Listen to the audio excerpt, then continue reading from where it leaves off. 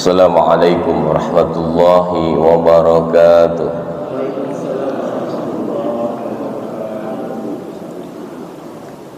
Alhamdulillah, alhamdulillahilladzi amarna an naghfira anfusana ma qaddamat lirad lianna hadhihi alhayata ad-dunya la'ib wa lahu lizadil ma'ad. Ashhadu an la ilaha illallah hada man sa'a ila dinillahi samad wa ashhadu anna muhammadan abduhu wa rasuluhu khairu da'in li masalihil ibad. Fa salawatullahi wa salamuhu ala nabiyil mustafa arsalahu ila darir rasyad wa ala alihi wa ashabihi wa man tabi'ahum bi ihsanin lil i'timad. Allahumma salli ala sayyidina wa maulana Muhammad wa ala alihi wa ashabihi wa man tabi'ahum bi ihsanin lil i'timad. Amma ba'du. Bapak-bapak, ibu-ibu jamaah salat subuh Masjid Raya Bani Umar yang dirahmati Allah Subhanahu wa taala. Alhamdulillah, pada pagi hari ini kita semua masih diberikan nikmat oleh Allah Subhanahu wa taala, zahiran wa batinan insyaallah, baik nikmat zahir ataupun nikmat batin. Mudah-mudahan Allah sehat afiatkan kita semua.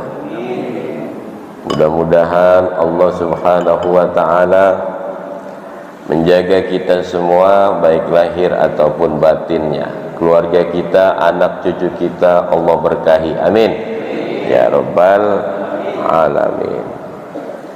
Ya, emang lagi musimnya hujan ya, hujan udah berjam-jam, berhari-hari gitu ya. Ya udah, alhamdulillah, syukurin aja. Alhamdulillah. Jadi apapun yang hadir di dalam kehidupan kita, selalulah kita ucapkan syukur dengan mengucapkan alhamdulillah. Ya, semua pasti ada hikmahnya. Nah, kita pada hari ini memulai hidup kita dengan salat subuh berjamaah, dilanjutkan dengan pengajian insyaallah sampai beberapa menit ke depan.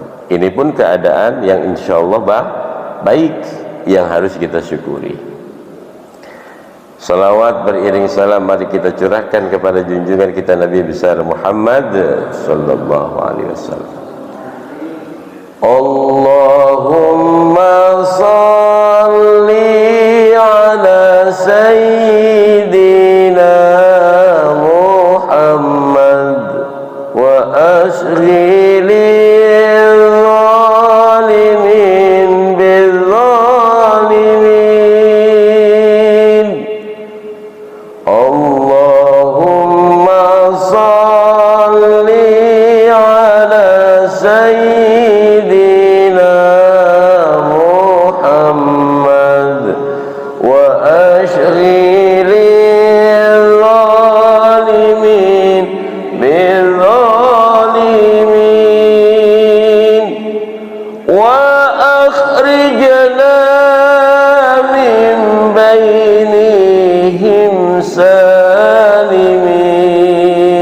salimin wa ala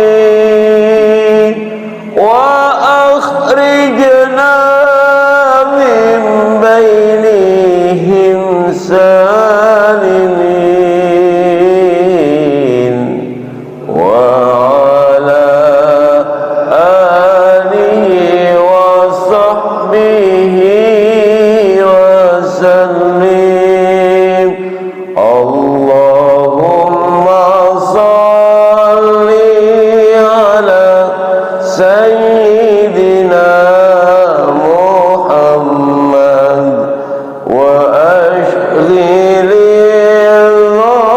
zalimin bil zalimin. Allahumma salli ala sayyidina Muhammad wa ashghilil zalimin bil zalimin wa akhrijna min bainihim salimin wa ala alihi wa sahbihi ajma'in. Allahumma shalli wa sallim wa barik alaihi. Bapak Ibu sekalian yang dirahmati Allah Subhanahu wa taala, kita hari ini sudah berada di bulan Sya'ban. Namun demikian, dalam bulan Sya'ban ini masih banyak orang Islam merayakan daripada peringatan Isra dan Mi'rajnya Nabi Muhammad sallallahu alaihi wasallam. Saking pentingnya, maka kemudian peristiwa itu selalu diperingati. Peristiwa yang di luar nalar sederhana, peristiwa yang dahsyat yang tidak akan pernah terjadi lagi, secara bahwa Rasulullah sallallahu alaihi wasallam dipanggil oleh Allah, subhanalladzi asra bi'abdihi laylam minal masjidil harami ilal masjidil aqsa. Maha suci Allah yang telah memperjalankan hambanya. Siapa di sini? Hambanya Nabi Muhammad sallallahu alaihi wasallam. Minal masjidil harami ilal masjidil aqsa, dari masjidil haram ke masjidil aqsa, linuriyahu barakna haulahu linuriyahu min ayatina, yang di sekelilingnya diberkahi oleh Allah Subhanahu wa ta'ala. Dan ini bagian dari tanda-tanda kekuasaan Allah. Lalu kemudian Rasulullah Mi'raj dari Masjidil Aqsa, Mi'raj. Jadi Asra perjalanan di malam hari, ya. Isra itu perjalanan di malam hari. Secara bahasa diperjalankan Nabi Muhammad dari Masjidil Haram ke Masjidil Aqsa. Jadi Nabi Muhammad bukan jalan sendiri, ya, diperjalankan oleh Allah. Jadi kalau ada bapak-bapak, ibu-ibu jalan malam, Isra bukan? Satpam keliling kampung, Isra bukan? Yang dimaksud Isra di sini adalah perjalanan Nabi Muhammad dari Masjidil Haram ke Masjidil Aqsa. Kalau bapak-bapak jalan malam itu mengayab, ngayab, ya, ngayab itu mah, dari martabak. Nah, kalau Nabi Muhammad dari Masjidil Aqsa ke Sidratil Muntaha, namanya Mi'raj. Mi'raj itu naik terus langit pertama, langit kedua, langit ketiga, terus sampai langit ketujuh, Sidratil Muntaha. Singkat cerita, Nabi diperjalankan Isra wal Mi'raj ini karena untuk menenangkan hati Nabi, menghibur hati Nabi. Oke, jadi Nabi di Isra Mi'rajkan oleh Allah, satu diantaranya adalah untuk menghibur Nabi Muhammad, karena Nabi Muhammad sedih ditinggal pamannya, yakni Abu Thalib. Nabi Muhammad sedih ditinggal istrinya, yakni Siti Khadijah. Maka di tengah kesedihan ini, bahkan di antara kesedihan yang lainnya adalah penetrasi daripada masyarakat kafir Quraisy pada saat itu sangat luar biasa. Pelindungnya, yakni yang jagain beliau, pamannya Abu Thalib, yang mendukung beliau sangat luar biasa, yakni siapa? Siti Khadijah dipanggil oleh Allah, maka beliau sedih, dan kemudian Rasulullah sallallahu alaihi wasallam dihibur oleh Allah, di Isra Mi'rajkan oleh Allah Subhanahu wa taala. Oke. Sampailah kemudian Rasulullah sallallahu alaihi wasallam ya menerima perintah salat dari 50 waktu menjadi 5 waktu. Kisah ini sudah berulang-ulang disampaikan dan sudah berulang-ulang kita baca. Jadi apa? Nabi Muhammad dapat perintah salat 5 waktu untuk beliau kerjakan dan untuk umatnya mengerjakannya. Jadi kesimpulannya,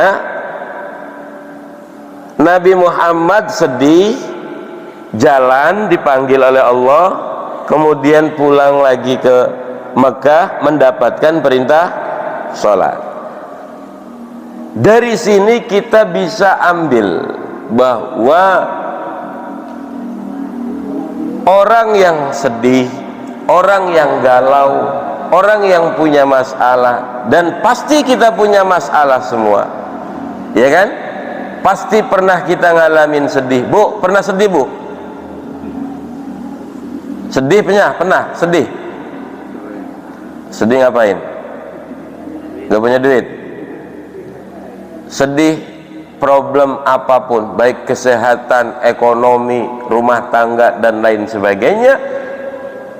Di antara solusinya adalah kita melaksanakan sholat 5 waktu. Maka pantas Nabi mengatakan as-sholatu mi'rajul mu'min. Sholat itu adalah mi'rajnya orang yang beriman. Karena secara mi'raj, secara fisik dan rohani naik ke Sidratil Muntaha kita nggak mungkin. Emang kita siapa? Nabi bukan, wali bukan. Wali juga nggak ada yang mi'raj ke Sidratil Muntaha. Betul? Lalu Nabi bilang as-sholatu mi'rajul mukmin. Sholat itu adalah naiknya orang yang beriman. Apanya yang naik, apanya yang mi'raj? Qalbunya. Apanya yang mi'raj? Pikirannya. Apanya yang mi'raj? Jiwanya. Jadi ketika kita sujud, ketika kita sholat, pikiran kita, qalbu kita naik ke Allah. Artinya apa? Mendekat kepada Allah. Jadi kalau ada orang punya masalah, ada orang punya problem, apapun problemnya, solusinya adalah solusi pertama ya, adalah sholat. Deketin Allah, karena yang menyelesaikan masalah kita bukan kita, tapi Allah Subhanahu wa ta'ala. Kita bisa apa emang? Orang bisa apa-apa kita mah. Allah yang bisa menyelesaikan. Maka mula-mula yang harus kita lakukan adalah sholat, minta sama Allah, bermunajat kepada Allah. Munajat itu artinya berbisik. Bisikin Allah, ya Allah, saya punya masalah nih ya Allah. bagaimana ya Allah, utang orang beres-beres ini, ya Allah saya punya masalah ini, ya anak saya begini dan begitu, mantu saya begini dan begitu, cucu saya begini dan begitu, ya Allah saya punya utang nih ya Allah, beresin ya Allah, tolong ya Allah beresin.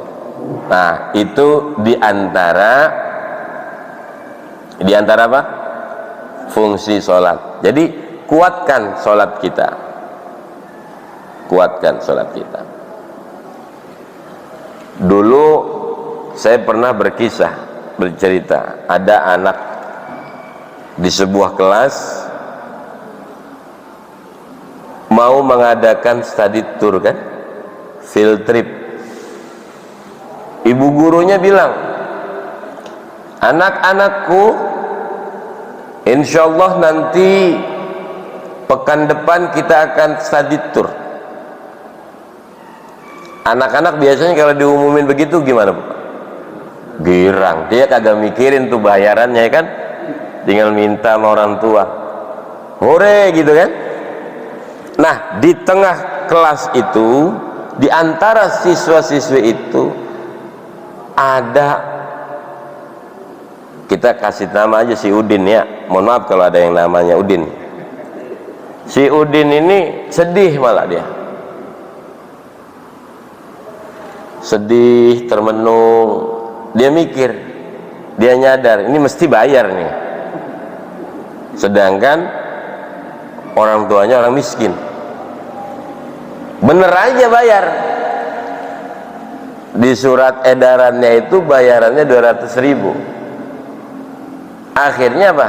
Ya udah, semua girang. Dengan hati yang gembira, anak-anak pulang menyampaikan surat itu.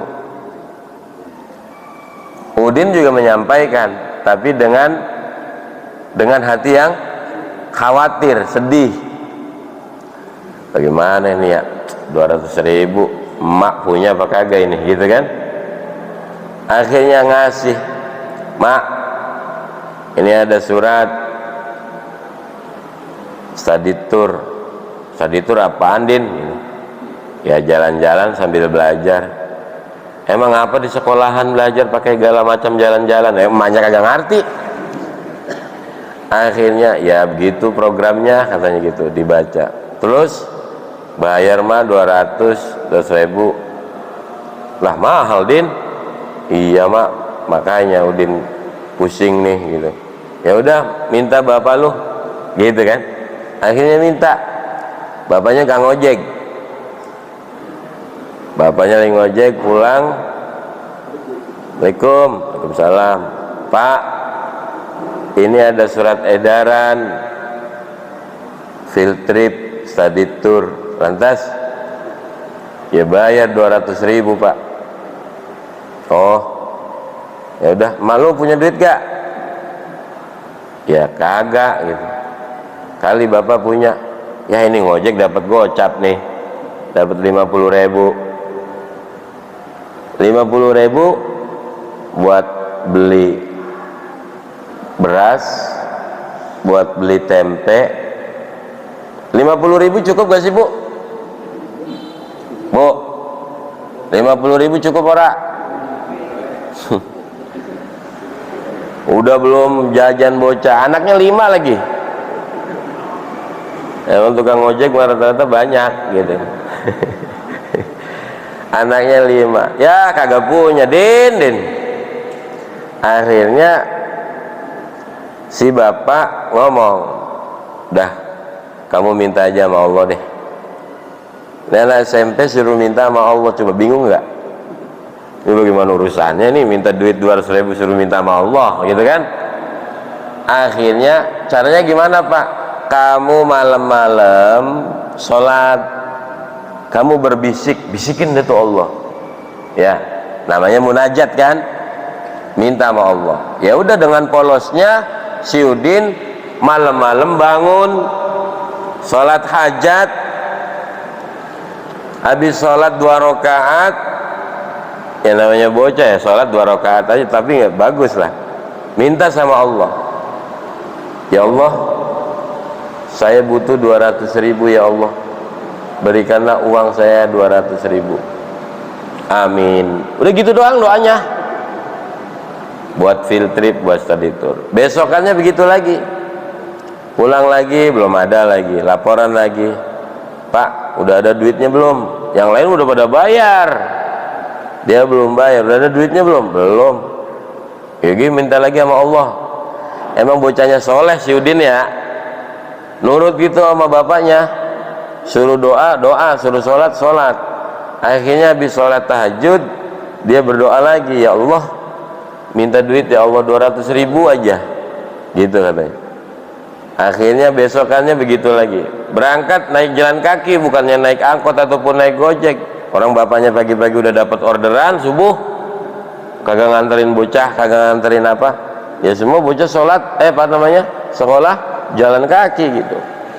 Ya akhirnya jalan sendiri, pulang berangkat sendiri gitu, pulang sendiri itu. Sampailah hari ketiga minta lagi duit sama orang tuanya, belum ada juga, suruh sholat lagi. Sedih gak tuh? Yang lain udah pada bayar, Pak, teman-teman aku udah pada bayar Pak, bagaimana ini gitu. Ya ntar juga kebayar katanya begitu. Ya bapaknya santai aja gitu. Emang bapaknya juga emang walaupun tukang ojek imannya kuat gitu. Akhirnya sampai kemudian malam ke-7, malam ke-7, Pak, duit 200.000-nya udah ada apa belum? Ini saya minta tiap malam sama Allah, kagak dikasih-kasih katanya begitu. Akhirnya sampailah mau berangkat. Ya Allah, kali udah punya berangkat nih gitu. Ambil tas, ambil buku, masukin ke tas. Mau berangkat Pak. Kemana? Study tour Pak. Oh hari ini ya? Iya Pak. Ya udah berangkat. Orang punya duit Din. Bagaimana urusannya? Belum bayar. Udah berangkat aja. Jadi jalan kaki menuju bis, kan biasanya kalau study tour tuh ada bis ya. Dia jalan menuju bis tuh mikir, ini bapak saya urusannya bagaimana sih? Belum bayar, kagak ngasih duit, suruh berangkat aja katanya begitu. Sampailah dari kejauhan tampak bis parkir 3. Dia ngumpet aja di balik pohon. Kesana enggak, kesana enggak. Udah lama tuh, jam 7 gitu kan. Aduh, ragu dia karena belum bayar. Nggak punya duit juga buat jajan. Ini orang tuanya kebangetan ini, kebangetan pede gitu. Akhirnya bis 1 berangkat, greng gitu. Ya, sedih gak tuh? Ini bocah pengen banget study tour, belum bayar, mau ke sono ragu, ngelihat bis 1 berangkat. Naik bis kedua be, katanya begitu. Kurang lagi berangkat. Astagfirullah. Bis ketiga, bismillah, saya mau lari gitu. Ibu gurunya, bapak gurunya udah lama nunggunya. Ditelepon gak ada telepon. Ya ditelepon orang tuanya, lagi buat ngojek online. Akhirnya bis ketiga pun nyala, udah mau berangkat. Dikejar sama Udin, bisnya jalan susah gak kekejar. Deprok aja tuh di bekas bannya bis dia. Masih anget kan? Ya Allah, ini udah berangkat katanya. Sedih nggak? Masya Allah. Akhirnya nggak jauh dari situ, dia protes sama Allah. Masuk musola yang dekat situ. Kalau jam 7 itu sholat apa? Duha.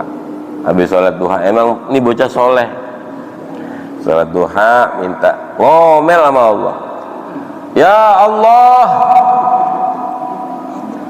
saya anak kecil, saya punya orang tua, saya mau jalan,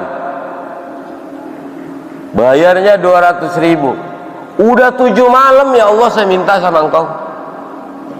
Itu bis tiga-tiganya udah berangkat, saya ketinggalan, bagaimana urusannya ya Allah? 200.000 aja ya Allah, masa kau nggak dikasih sih? Akhirnya doanya ngomel doang begitu tuh. Katanya engkau maha kaya, 200.000 aja kok nggak ngasih ya Allah? Bagaimana urusannya? Lah Allah diomelin sama si Udin. Akhirnya udah habis ngomel sama Allah, dia ke lapangan lagi ya untuk memastikan memang bisnya benar-benar udah berangkat lah, beneran ini saya ditinggal ini. Melongo aja di parkiran bis. Mana ini? Nggak lama ada mobil Alphard set. Rupanya itu temennya si Alek. Berhenti dari mobil Alphard parkir di situ, si Alek nongol tuh. Rupanya diantar sama bapaknya. Ya ketinggalan kata si Alek. Lah itu si Udin.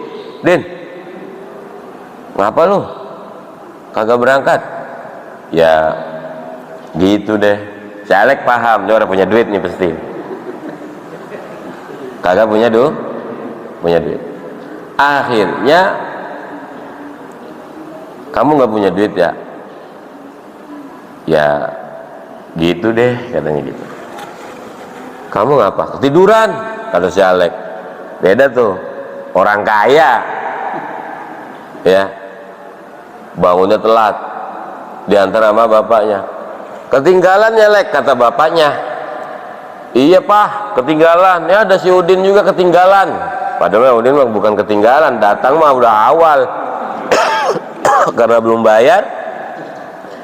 Ya udah kata bapaknya. Naik, kita susulin aja. Wih, Udin naik angkot aja nggak pernah, jalan kaki terus dia sekolah, naik Alphard, ya gak? Duduk dah tuh, longo aja. Ini mobil apaan ya, gede banget begini gitu, mana adem banget, kursinya empuk, ada pencetan sana, pencetan sini. Kita susulin, ayo Din, kita susulin. Itu salah mencet, itu sandaran jeblak. Coba kata Salek, apa be dipencetin Din? Akhirnya dipencet lagi, keterusan kejedot, gitu. Jalan lah, akhirnya nggak kekejar tetap. Belum sarapan kata bapaknya. Rest area dong, kan ke Bogor itu kan biasanya ada rest area. Ada masakan Padang yang sederhana kan, lumayan kan. Masuk set, setelah masuk pesen dong. Biasanya kalau rumah makan Padang itu kan digelar ya di meja ya, ya kan, lauknya digelar semua. Si Udin bingung rupanya, ini bapakmu pesen banyak amat katanya. Kata si Alek, bukan banyak, ini mah kamu tinggal ngambil mana yang kamu suka, terus nanti dihitung. Oh gitu. Akhirnya makan. Emang belum sarapan ya, si Udin? Bukan belum sarapannya karena nggak sempet. Kalau si Alek mah kagak sempet, itu ketiduran. Kalau si Udin emang kagak ada yang buat dimakan. Lahap dia makan, tep. Kata si Alek, Din biasa aja, pelan-pelan, tenang. Ini nanti kalau nggak habis boleh bungkus gak? Katanya begitu. Akhirnya makan udah kenyang, selesai, alhamdulillah, jalan menuju puncak. Sampainya di puncak, di lokasi, bu gurunya bilang, ya Allah Udin, Alek kamu kemana? Ditungguin sampai jam 7:30 kamu nggak nongol-nongol, diteleponin pada susah. Akhirnya yaudah kamu masuk. Bapaknya, bu guru mohon maaf ya, si Alek nih telat, tidurnya kesiangan. Nah si Udin juga sama kali gitu kan. Akhirnya emang CS si Udin sama si Alek nih. Bapaknya ngasih duit Din, kamu ikutin si Alek terus ya, jagain dia, mah suka kemana aja ngaco nih bocah, katanya gitu. Nih uang saku kamu, uang jajan kamu, jadi dikasih Udin 300.000. Itu geget pak, ini mah 300.000 buat saya om. Geget, ngerti geget gak sih? Ini mah duit 300.000 geget buat saya om. Iya buat kamu, buat jajan saya om. Iya, makasih om, sambil geget begitu masukin ke kantong. Tapi kamu ikutin terus ya Alek, takutnya dia kemana aja gitu kan. Jadi dia ngikutin aja kemana tuh. Alek jajan bakso ikut makan bakso, siapa yang bayar? Alek, ya kan? Biasa dah, kita punya CS orang kaya mah yang bayar orang kaya gitu kan. Terus apa? Jajan apa, cimori apa segala macam, yang bayar siapa? Alek. Kenyang nggak? Duit 300.000 utuh. Emang si Udin pikirannya gini, ah buat emak saya ah gitu. Emang bocah soleh mah begitu kan, punya duit banyak juga kagak pelit sama orang tua, dia simpan buat orang tuh tua, buat emak saya. Udah tuh, singkat cerita sore selesai pulang kan. Biasa dong kalau dari puncak pulang itu kan ada oleh-oleh. Ah si Udin nggak turun, yang lain tuh turun dari bawah. Si Alek, Din turun kamu. Nggak, udah turun, bocah pada belanja. Ya udah saya di sini aja. Turun. Enggak Lek, saya di sini aja, saya lagi capek nih, katanya gitu. Turun, ntar gue traktir, katanya semua lo yang mau gitu, ntar bungkus aja. Oh siap Lek. Turun dia, ya kan, Tales Bogor, ya kan, Peyek Bayem, apa lagi, dodol Garut, ya kan, rambut nenek apa tuh, harum manis, udah oleh-oleh banyak dah pokoknya. Gala alpukat sih, alpukat apa gitu, 2 kantong kresek gede isinya full.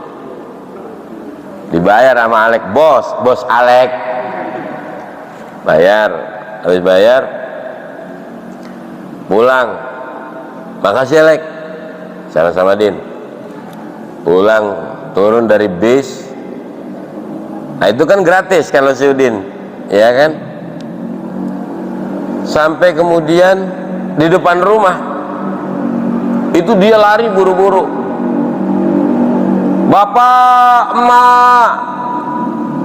Itu kalau di filmin tuh ada slow motionnya itu, ya kayak film The Sick. Bapak emak sambil bawa kantong kresek 2. Masya Allah.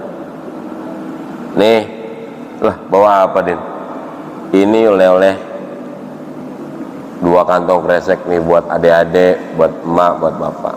Oh iya mak, ada duit 300 nih. Dari mana kamu? Dari bapaknya Alek mak, ngasih uang jajan buat Udin simpan aja. Ya Allah. Si Udin bilang, bener juga ya pak, katanya gitu. Allah ngasih buat kita. Udin mintanya berapa tadi? 200.000. 7 malam si Udin sholat minta sama Allah untuk diberi duit 200.000 buat field trip. Sampai last minute Allah nggak kasih itu duit 200.000.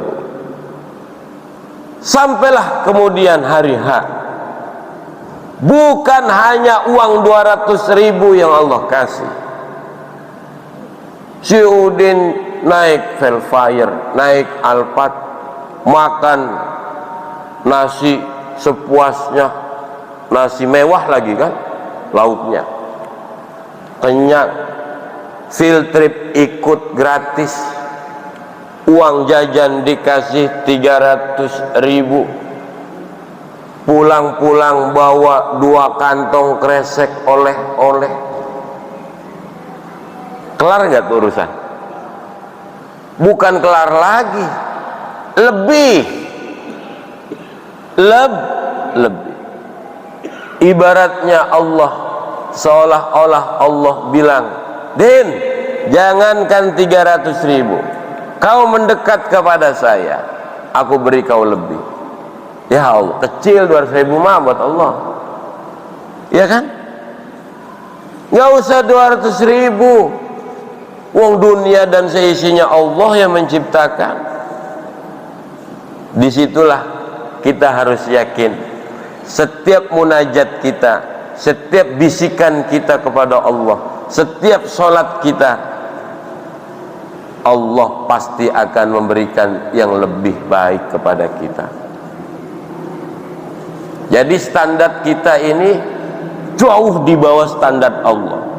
Dan yakinlah bahwa Allah itu ngasih sesuai kebutuhan kita. Allah lagi senang dengar Udin tiap malam sholat. Biarin dah tuh bocah, saya umbar aja, kata Allah seolah-olah gitu kan. Saya lagi demen ini, dia nangis minta duit 200.000. Besok sholat lagi, Allah senang tuh begitu tuh. Allah senang. Artinya apa? Konektivitas si Udin sama Allah benar-benar kuat, ya, kuat. Hubungan Udin sama Allah benar-benar kuat, saking yakinnya, sampai di tengah kekecewaannya saja dia sholat duha kan.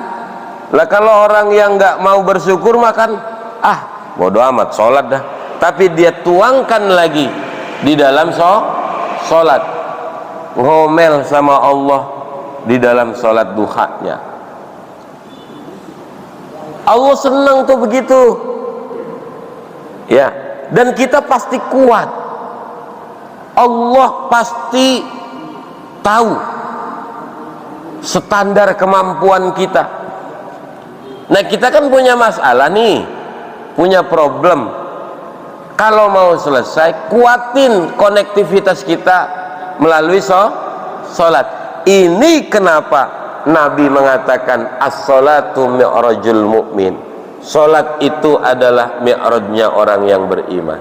Qalbu kita kudu benar-benar ke Allahnya, pikiran kita kudu benar-benar ke Allahnya, jiwa kita kudu benar-benar ke Allahnya.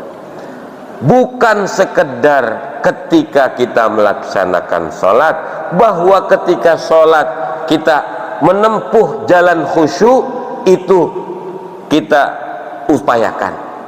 Walaupun memang kadang-kadang setan nyamber terus itu kalau lagi sholat. Yang tadinya kagak inget apa-apa, udah takbiratul ihram apa be keinget, ya kan? Tapi kita kembalikan lagi, bagaimana kemudian kita fokus lagi ke Allahnya. Hilangkan itu pikiran-pikiran dunia ketika kita berhadapan dengan Allah. Lalu setelah sholat, apa yang kita lakukan dalam kehidupan? Memantaskan diri terhadap nilai-nilai di dalam sholat. Insya Allah, Allah itu senang sama kita yang terus mendekat. Kita mendekati Allah 1 langkah, Allah 1000 langkah. Senang. Jangan pernah bosan mendekat kepada Allah. Jangan pernah bosan kita melakukan sholat, apalagi sholat 5 waktu. Nah, saya akan bacain di dalam kitab Nashihul Ibad ada maqalah, ya, qala Utsman radhiyallahu anhu, berkata Sayyidina Utsman, man hafizas salawatil khamsi liwaqtiha wa dawama 'alaiha, barang siapa yang menjaga sholat 5 waktu pada waktunya, kemudian ia dawam terus, dia jaga sholat berjamaah di Masjid Bani Umar terus, bukan subuh, maghrib, isya doang, tapi zuhur, asar, selalu di masjid, kalau lagi di perjalanan mampir ke masjid, kata Sayyidina Utsman nih, ay ala muhafadhatis sholawat, ketika dia menjaga sholawat, dia dawam untuk menjaga sholatnya. Akramahullahu bitis'is karomat, akramahullah, dia akan dimuliakan oleh Allah bitis'i karomat, dengan 9 kemuliaan, dengan 9 kemuliaan. Awwaluha, yang pertama, yuhibbuhullahu, dia akan dicintai oleh Allah. Orang yang jaga sholat 5 waktunya pada waktunya, maka akan dicintai oleh Allah. Hidup ini beres kalau sudah dicintai oleh Allah. Pengen gak Pak dicintai oleh Allah? Lebih mending mana dicintai pejabat sama dicintai sama Allah? Masih mending dicintai sama Allah. Kita disenengin sama orang penting baik, udah kayak apa tahu, ya kan? Ah, dia mah seneng banget sama saya, dia mah seneng banget sama saya, ya kan? Kadang-kadang kita cari perhatian, nambah cari perhatian ke makhluk. Ini mah orang yang berarti apa? Orang yang pengen dicintai oleh Allah, caper sama Allahnya, caranya dengan jaga sholat. Cari perhatian ke Allahnya dengan jaga sholat kita, baik secara zahir ataupun batinnya dijaga tuh. Sholat zahir, sholat batinnya dijaga. Kalau kita kepengen dicintai oleh Allah. Jadi Allah dekat, urusan-urusan beres. Wa yakunu badanahu sahihan. Yang pertama tadi dicintai oleh Allah. Yang kedua, akan disehatkan badannya. Orang yang jaga sholat 5 waktu akan disehatkan badannya. Itu kata Sayyidina Utsman bin Affan. Ay apa? Bila uyub, sehat badannya dengan tanpa aib, ya, dengan tanpa aib, dilindungi tuh.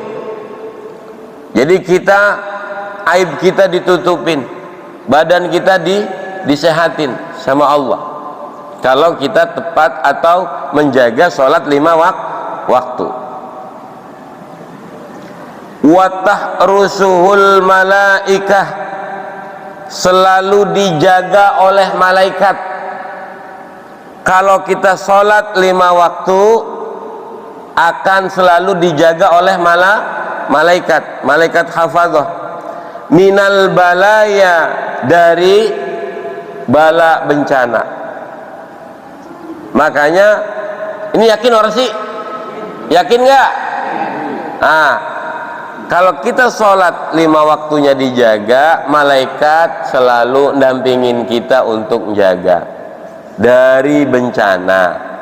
Ya, kalaupun bencana terjadi, ya nggak bahaya-bahaya banget. Itu yakin tuh, malaikat itu ngikutin kita Pak. Jadi yang di sekeliling kita ini ada jin, ada malaikat. Ya, jin juga ada yang kafir, ada yang muslim. Nah, tergantung kedemenan kita. Kalau kedemenan kita sholat 5 waktu kebaikan, malaikat tuh yang ngikutin tuh, yang jagain. Disuruh sama Allah tuh jagain dia tuh, dia mau orangnya baik, tuh jagain dia tuh, sholatnya dia dijaga. Cuman kita kan kagak kelihatan, ya kan? Kadang-kadang selamat dari ini dan itu. Ada ibu-ibu tuh viral tuh di video, walaupun itu mungkin barangkali settingan dan lain sebagainya. Ada nenek-nenek jatuh tongkatnya, nyuruh anak muda, tong itu ambilin tongkat, tolong. Saya makan es krim aja gitu. Iya mak, gitu. Itu tongkat tolong ambilin. Iya, tapi kagak diambilin. Dia mau ngambil tongkatnya, itu balkon jatuh dari atas, jebret. Karena kelakuan si anak kagak mau ngambilin tongkat, akhirnya dia bangun dari tempat duduknya, dia mau ngambil tongkat, balkon jatuh. Coba kalau bocah itu ngambilin tongkat, dia ambil tongkatnya, udah ketiban balkon. Makanya apa yang terjadi kelihatannya emang kadang-kadang buruk, tapi Allah lagi nyelamatin kita. Dan ada malaikat-malaikat yang mendampingi kita, ya, cuman nggak kelihatan. Jin juga sama begitu. Yang jahat ada yang ngikutin. Kalau kelakuan jahat akan diikutin jin jahat. Kelakuan nggak benar, hati nggak benar, pikiran nggak benar, itu jin-jinnya yang jahat akan ngikutin, gampang. Makanya hati-hati. Nah, sholat 5 waktu yang dijaga itu akan dijaga oleh malaikat. Wa tanzilul barokah ay al khairul kasir. 1, 2, 3, 4. Yang keempat, itu akan turun keberkahan. Orang yang jaga sholat 5 waktunya turun berkah. Apa itu berkah? Al khairul kasir, kebaikan yang banyak, ya kan? Kebaikan yang banyak. Jumlahnya sedikit tapi kebaikannya banyak. Ada yang jumlahnya banyak tapi kebaikannya sedikit, itu nggak berkah. Kalau berkah, jumlahnya kadang banyak kadang sedikit tapi kebaikannya banyak. Duit 100.000 dikit apa banyak? Dikit, ya kan? Tapi bisa berkah, kebaikannya banyak. 10.000 buat amal di masjid, 20.000 bocah anak 3, 10.000 40.000 kan, kebaikan gak tuh buat anak sekolah, baik gitu kan. 10.000 lagi buat bensin, nah selebihnya buat masak, baik gak tuh 100.000? Banyak berkah kebaikannya ya. Itu berkah nggak? Kebaikannya banyak nggak? Coba bapak bawa duit 1 juta, datang ke konser dangdut atau di tempat kondangan yang ada dangdutnya, ceweknya cantik, seksi, 1 juta itu habis nggak? Bisa kalau kita doyan. 1 juta jumlahnya banyak apa sedikit? Banyak. Tapi kebaikannya banyak apa enggak? Dikit. Itu yang enggak berkah. Paham ya? Mohon maaf ya para penyanyi dangdut, mohon maaf. Ini maksudnya untuk membandingkan sesuatu yang mana yang lebih baik gitu kan. Buat keluarga apa buat nyawer? Ya kan? Bu, kalau punya duit enaknya buat nyawer apa buat keluarga? Keluarga. Pak, buat nyawer apa buat keluarga, Pak? Keluarga. Gitu kira-kira ya. Jadi itu berkah. Yang keempat tuh ya. Jadi fi darihi, kebaikan yang banyak di rumahnya.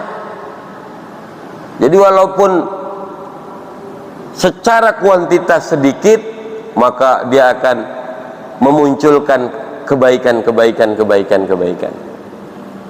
Kemudian lah, jangankan nyata duit ya atau apalah gitu, kadang-kadang musibah aja bawa berkah, Pak. Musibah bawa berkah. Jangan salah. Pagi-pagi kemarin saya bocor bannya. Itu dari situ tuh rumah sakit Pondok Indah, dituntun muter aja. Pagi-pagi jam 6 mau ke Geraha, ya Allah muter. Akhirnya mikir, saya punya jamaah nih, punya teman, Nur Saidin. Mampir pagi-pagi gangguin dia, bocor nih saya bilang.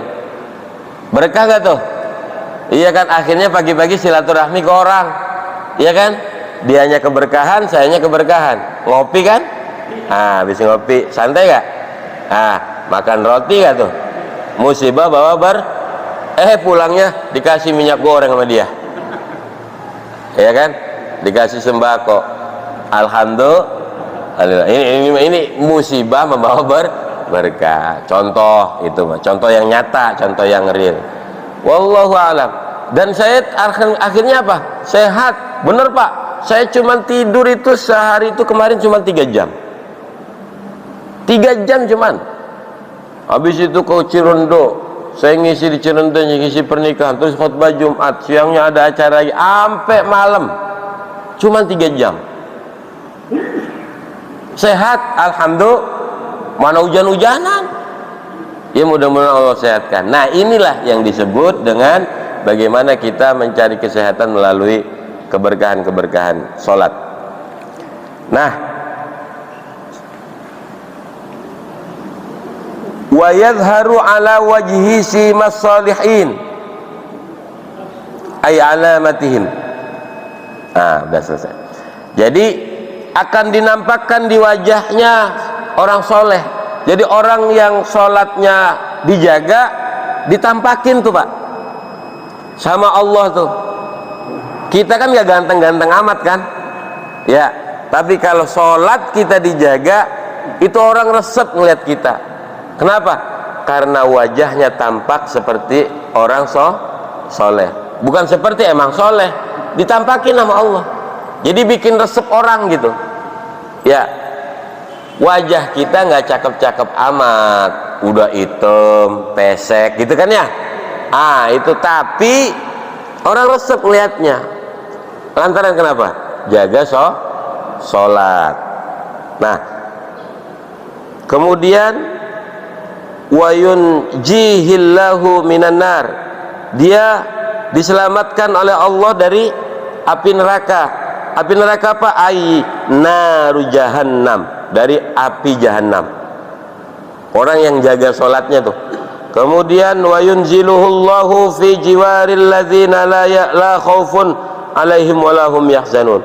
Allah akan turunkan, akan taruh dia di samping orang-orang yang tidak ada ketakutan pada diri mereka, tidak ada kesedihan pada diri mereka. Siapa tuh?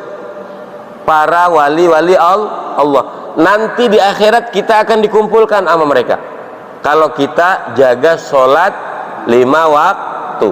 Maka terakhir saya pesan kepada diri saya sendiri dan kepada seluruh jamaah, mari kita kuatkan konektivitas sholat kita, konektivitas hubungan kita dengan Allah melalui sholat.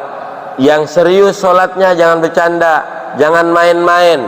Syukur-syukur ditambahin sholat sunnah, ada qobliyah, ada ba'diyah, ada nanti sholat hajat, ada sholat tahajud, sholat duha ya. Tapi jangan disajadah mulu, wujudkan sholat itu dalam kehidupan sehari-hari juga. Jangan disajadah mulu ya. Kan 24 jam, nggak mungkin itu sholat semua kan. Tapi wujudkan sholat itu dalam kehidupan sehari-hari. Tetap terkoneksi namanya tuh dengan Allah. Walaupun gerak badannya, ucap lidahnya bukan ucapan yang khusus seperti kekhususan sholat, tapi kita bisa mempraktekkan nilai-nilai sholat dalam kehidupan sehari-hari. Ini saja, mudah-mudahan bermanfaat. Moga-moga Allah tolong kita, Allah bantu kita agar kita bisa melaksanakan sholat dengan sebaik-baiknya.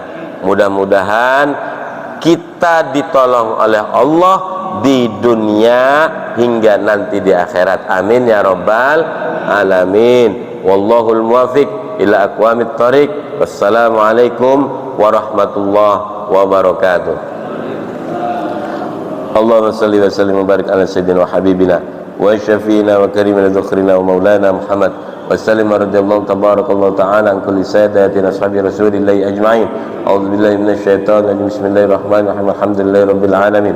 Allahumma salli ala sayyidina Muhammad wa ala ali sayyidina Muhammad. Allahumma a'inna ala zikrika wa syukrika wa husni ibadatik. Allahumma nawwir qulubana binuri hidayatik kama nawwartal arda binuri samsika abadan abada. Rabbana atina fid dunya hasanah wa wa fil akhirati hasanah wa qina azabannar wa adkhilnal jannata ma'al abrar ya aziz ya ghafar ya rabbal alamin. Wa sallallahu ala sayyidina Muhammadin wa ala alihi wa sahbihi ajma'in. Subhana rabbika rabbil izzati amma yasifun wa salamun alal mursalin walhamdulillahi rabbil alamin.